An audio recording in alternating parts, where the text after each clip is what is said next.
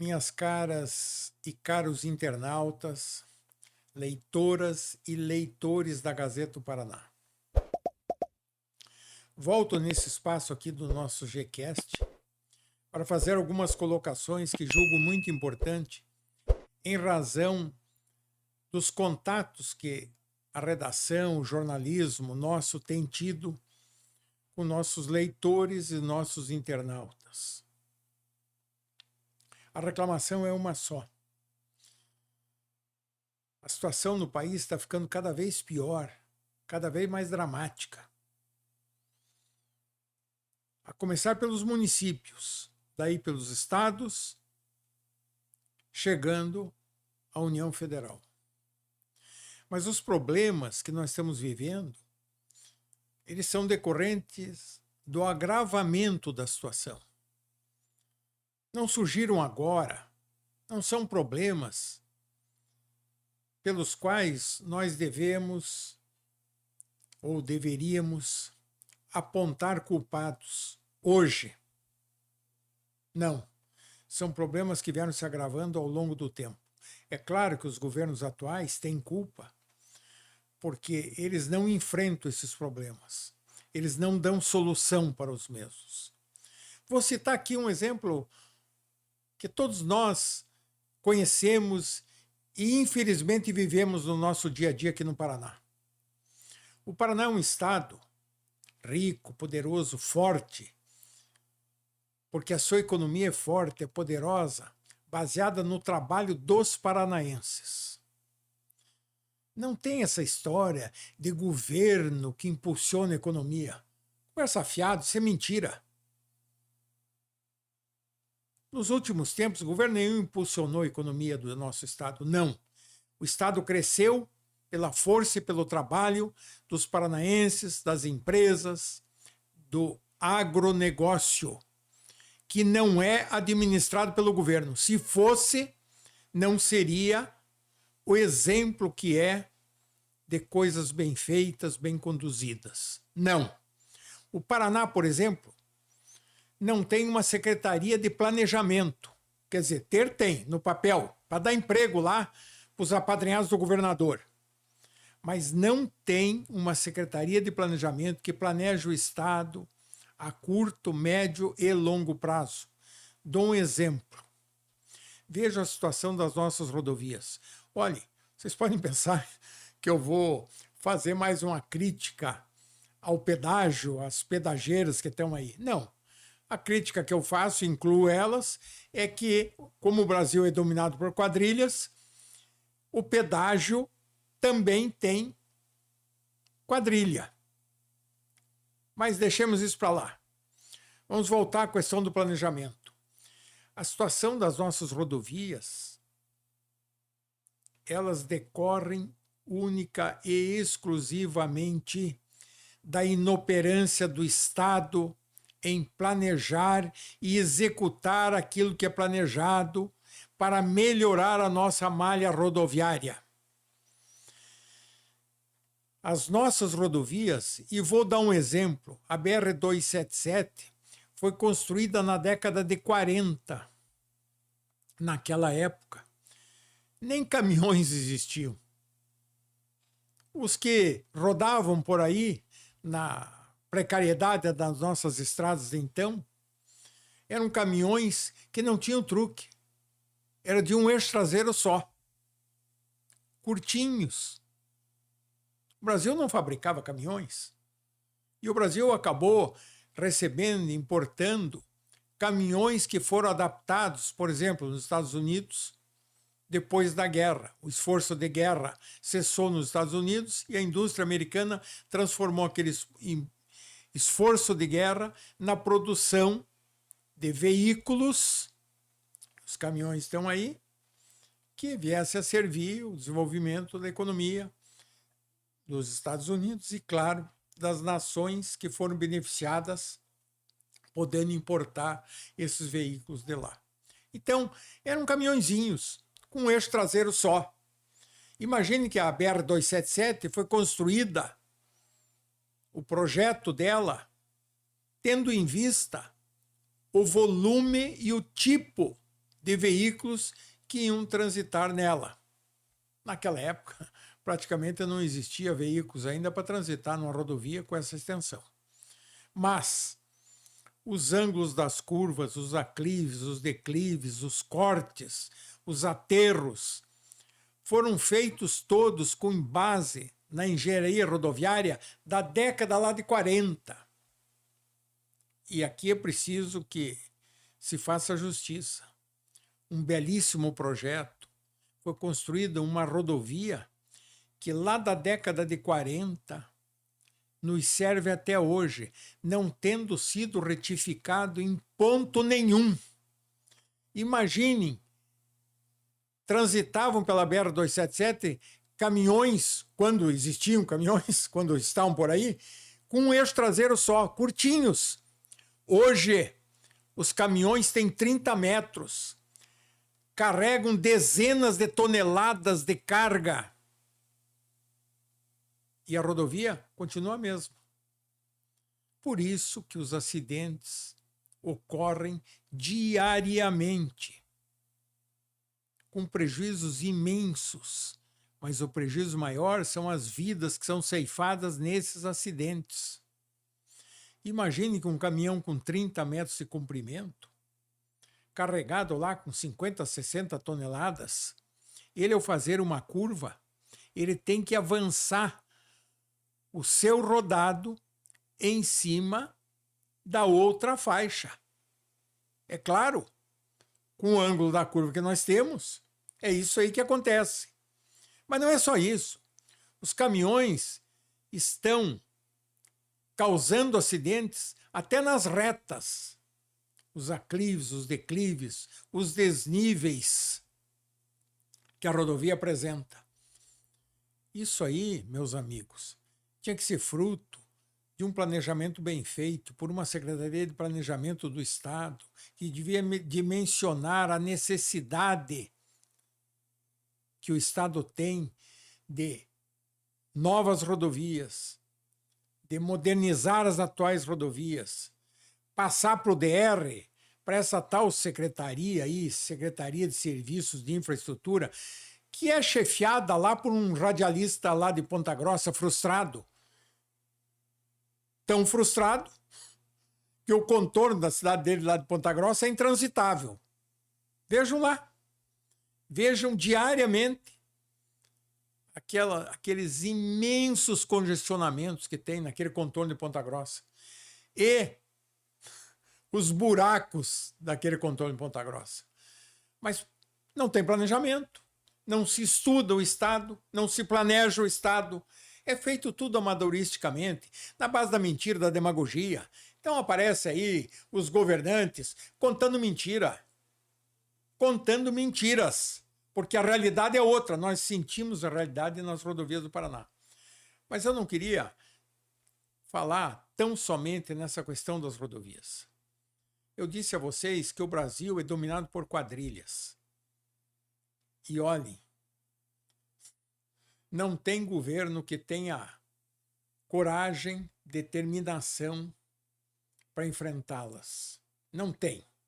A verdade é essa. Os governos se sucedem e as quadrilhas estão aí e cada vez mais poderosas, cada vez com mais poder, cada vez com mais condições de assaltarem o bolso da população e o tesouro público.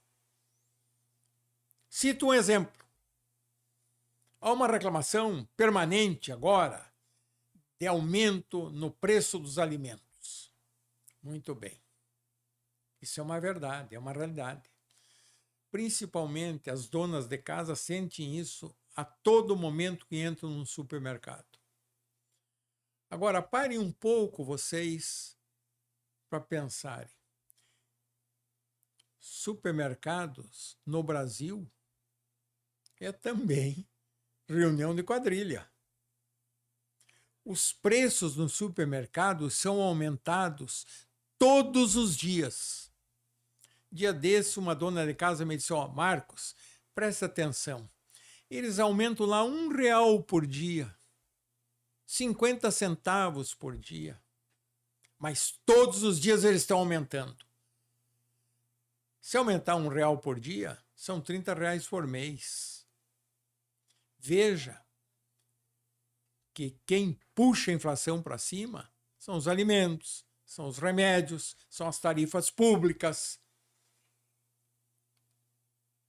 E o governo? Não faz nada, fica reclamando, fica aconselhando a população, olhem, está muito caro, não comprem. Sim, e daí querem que as pessoas morram de fome. É isso. Agora, uma ação contra essa quadrilha dos supermercados, contra essa quadrilha das farmácias e dos laboratórios, cujos preços de remédios são exorbitantes também, isso o governo não faz. O governo é incapaz de usar a lei de abuso da economia para enquadrar essa gente. Não adianta ficar reclamando, agora vamos tomar providência para combater a inflação. Quem puxa a inflação é essa gente. São crimes contra a economia popular. Mas não fazem nada, absolutamente nada. Estão impotentes. E o que é mais grave nisso? A culpa é de que há um tremendo rombo no caixa do governo e que é preciso, urgentemente, uma reforma para conseguirmos estagnar este rombo que é causador de inflação. Muito bem, meus amigos. Dizem aí, as notícias, nós somos alvos dela a todo momento, de que o rombo uma hora é 200 bilhões, depois o rombo é 100 milhões, agora arrecadaram 40, o rombo caiu para 80. Então nós estamos aí nessa história do rombo do tesouro, não é? E que isso é um grande fator causador de inflação e, consequentemente, do aumento de todo tipo de preços e tarifas que a população tem que pagar. Agora, entrar lá no mercado, os fiscais do governo, para constatar o crime contra a economia popular, isso eles não fazem. Não fazem. Aliás, nos mercados, eu quero transmitir aqui para vocês uma informação que me foi dada também por uma dona de casa, que é obrigada, como todas, a frequentar os mercados e comprar e pagar o preço que eles querem. Ela me contou que um dia ela teve a paciência de chegar numa gôndola lá e examinar o preço de um determinado produto. Ela examinou o preço, então comprou, colocou na cestinha, foi pagar. Quando ela foi pagar, o caixa registrou, ela fez a conta, 22% a mais do preço que estava lá na gôndola, na nota que emitiram para ela pagar. Como as pessoas, primeiro, têm boa fé, acreditam que não estão sendo roubadas, acabam não conferindo, pegam lá na gôndola, colocam na cesta e daí passa no caixa. Na gôndola vê um preço lá, passa no caixa, não confere a nota. Esta senhora, naquele produto, estava pagando 22% a mais. Isso não é coisa de quadrilha? E o governo? O que o governo faz? Absolutamente nada. O governo ou é cúmplice, tá? E em muitos casos de quadrilhas, olha a quadrilha da carne, o governo é cúmplice. O governo é cúmplice. Ou é cúmplice, ou não tem condições de combater esse tipo de crime que assola toda a nação e toda a população. As tarifas públicas. Vocês vejam o absurdo, tá? Isso é um assalto. Qualquer pessoa que não precisa comprar uma passagem aérea, não, porque essas empresas aéreas são outra quadrilha. E das grandes. O preço da passagem no Brasil decorre de um conluio, de uma quadrilha que domina o setor aéreo no Brasil de transportes, de passageiros e de cargas, com o governo, a começar por essas agências governamentais aí que dizem que fiscalizam essa agência, não fiscalizam nada. Tá? O que fazem é aceitarem tudo o que as quadrilhas pedem em troco de propina. Essa é a verdade. Mas vejam aqui. Vão no aeroporto e tentem tomar um cafezinho lá para vocês verem o preço. Aí a gente pergunta lá para o dono do café, mas escuta, não é possível. O preço que você está cobrando aqui por um café? Ele disse, não, o que não é possível é o aluguel que o governo me cobra para mim poder ter a minha loja aqui, o meu café aqui dentro. O aluguel é extorsivo. Se eu não aumentar o preço dos produtos aqui dentro, eu não consigo pagar o aluguel, não consigo pagar salários, não consigo manter o meu estabelecimento aberto. Quer dizer, o assalto praticado nos aeroportos, até pela taxa de embarque, que é um absurdo uma coisa dessas, decorre da ação do governo contra o interesse da população, cobrando aluguéis exorbitantes para que uma pessoa, uma empresa se instale dentro do aeroporto para servir a população. Isso é o Brasil, meus amigos. E me diga uma coisa, reflita um pouco. Eu, por acaso, estou inventando histórias? Olha, hoje não falei de pedágio, mas estou inventando histórias. O povo está sendo assaltado, roubado a toda hora. Toda hora. Graças a um governo ou inoperante ou cúmplice da quadrilha. Bem, meus amigos, eu quero finalizar aqui dizendo para vocês que não é possível nós continuarmos como estamos, calados, sem agirmos, sem protestarmos, sem denunciarmos o que está acontecendo conosco. Não é possível. Falei de rodovias aqui para vocês rapidamente, mas eu toco sempre nessa questão das rodovias porque a nossa economia circula por elas. Se houver a qualquer momento, ou no momento que houver um trancamento das rodovias, por qualquer problema, veja quando acontece um acidente, uma rodovia dessas, elas ficam paralisadas horas, às vezes dias. Então eu falo das rodovias, porque a nossa economia transita por aí. Para a economia do Estado, do país, para qualquer acidente, e os acidentes acontecem às dezenas, às centenas, todos os dias pelo Brasil afora, para a nossa economia, para a nação, para o país. E vamos ficar desse jeito? Ouvindo mentiras de governantes? Olhe, tem um assunto aqui muito sério que eu vou voltar a tratar nos próximos dias. Muito sério. Trata-se da dilapidação do patrimônio público do Paraná. Vocês sabiam que a Copel era patrimônio público? Era.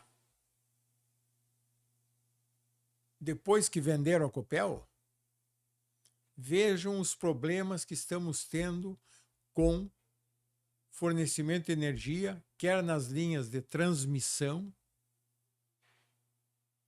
quer na distribuição. Veja os problemas. E a Sanepar? Todo dia, em todo o estado, em todos os municípios, está faltando água. Tem um bairro aqui, outro bairro ali, vários bairros. Curitiba falta todo dia. A Sanepar é de anos que vem sendo disfarçadamente passada para a iniciativa privada, que são os compadres dos governadores. Esses levam tudo. E daí, como eles buscam o lucro, não investem, não mantêm, não substituem equipamentos usados, deteriorados, os cabos de distribuição de energia. E por aí, qualquer chuvinha aí, qualquer meia dúzia de raios, estoura toda uma rede e fica toda uma cidade, uma região sem energia. Agora, a tarifa, essa é cobrada. A conta da luz, essa é cobrada. E essa, todo mês, vem lá com um aumentozinho, vem lá com uma coisinha que no fim, na soma, representa muito para o bolso do consumidor de energia, para quem precisa da energia dentro da sua casa, dentro da sua empresa. E a água? A água, volto a repetir aqui o que disse agora. Disfarçadamente, a Sanepar está sendo entregue na mão da iniciativa privada, na mão de picaretas. Picaretas se consorciam, contam histórias. A população não sabe, porque eles escondem nos gabinetes lá em Curitiba. Tá? E lá mesmo já fazem a partilha da propina. Mas procurem saber que a Sanepar está sendo entregue à iniciativa privada. Essa tal história de que agora vão fazer parcerias para aumentar o saneamento, para fornecerem mais serviços de saneamento e de água tratada à população, tudo é mentira, isso tudo é história. É para justificar a falcatrua que eles estão fazendo, dilapidando o patrimônio público, que era o patrimônio da Sanepar, que pertence ao povo do Paraná. Mas nós vamos voltar a esse assunto. Vamos voltar nos próximos dias, dando o nome dos picaretas e dando o nome dos governantes que estão de conluio com eles. E que, assim como no pedágio, recebe uma grossa propina. Muito obrigado, meus amigos, minhas amigas. Até a próxima ocasião.